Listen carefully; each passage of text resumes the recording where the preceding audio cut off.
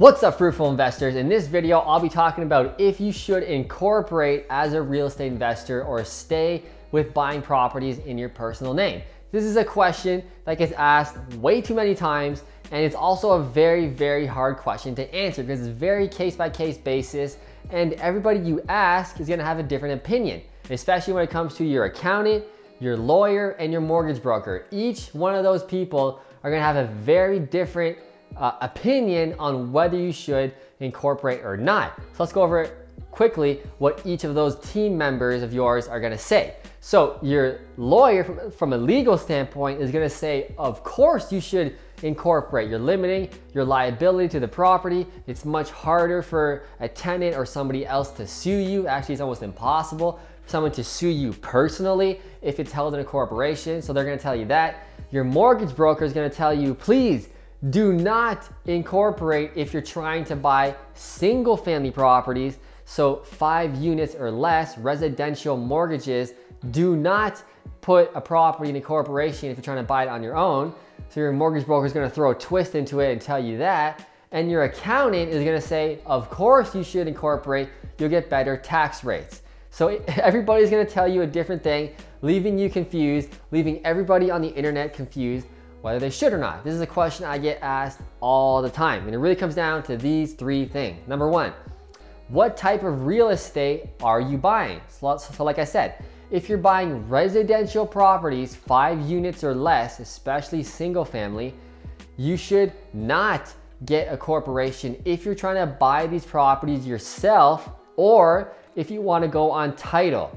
So if you want to go on title and be a sole ownership or an owner on title on record, right? The mortgage lenders will not like you. They will not give you a mortgage if you're putting a single family property into a corporation. And if they do, it's going to be a very nasty mortgage, super high rates, a lot of terms. It's going to be ugly. You're better off probably not even doing it. Residential lenders want someone or something to go after should they default on a property, should they not pay their mortgage, etc. They want to sue someone and get some money out of someone. That's the way they run, and it's very risky for them to lend to a corporation. However, if you're buying commercial real estate, which is 6 units or more, so don't get confused with commercial as in stores like Best Buy or hair salons, etc. That's also commercial real estate, but commercial financing also includes 6 units or more. So residential buildings with 6, 7, 8, 9, 10 residential units, that's still classified as commercial real estate. A lot of people get confused about that.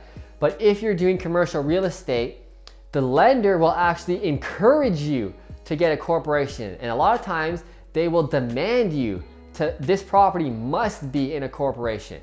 So it's very different. Again, residential real estate is totally different from commercial real estate. Apples and oranges, totally different financial sandboxes, different rules. So it really depends on what type of real estate are you buying. That will dictate whether you should incorporate or not. Number 2 thing to think about, are you partnering with someone on title or off title? So if one, you're buying the property yourself on title, or if you're partnering with a friend or somebody else and you're going on title, right? Corporations might not make sense for you, especially if you're buying residential real estate, right? So that's one way to figure that out. However, if you're buying real estate as a partnership off title, which is what I personally do, all my partnerships, most of them are off title, even in single family residential, I'm putting my share in the property through my corporation. So I'm buying the property in my corporation off title.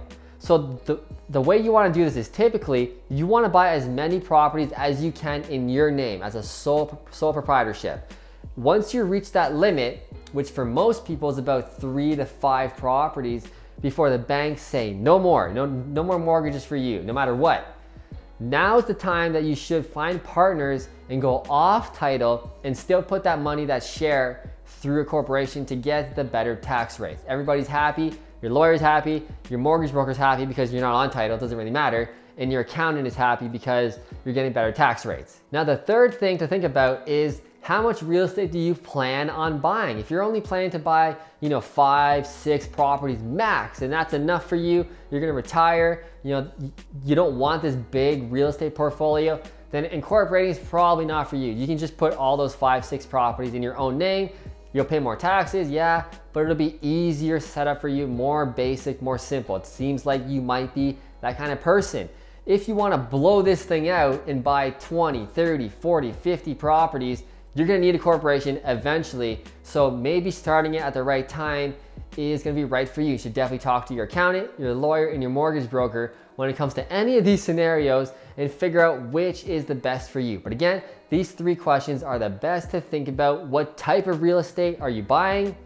Are you partnering on title or off title? And how much real estate do you plan on buying? These things will dictate whether you should incorporate or not. Again, talk to each of your team members for more detail. I'm just a real estate investor. I'm not an accountant, I'm not a mortgage broker, I'm definitely not a lawyer. So you're gonna get different answers from everybody, but take all the answers as a whole and figure out which is best for you. If you like this video, if you learned anything, please click like right below. It goes a long way to help these videos get more views so I can help more people like you invest in real estate. I'll see you in the next video.